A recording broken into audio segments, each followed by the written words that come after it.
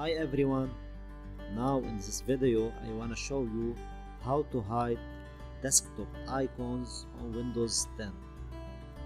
Simply guys, on your desktop right click as you can see and go to third option view,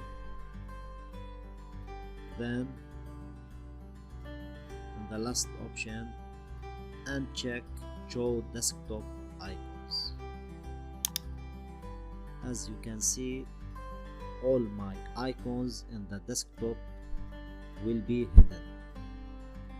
So now if you want to appear again all the icons, do same steps. Right click, view, but now check again show desktop icons.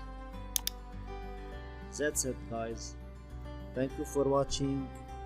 Don't forget to like, subscribe and share.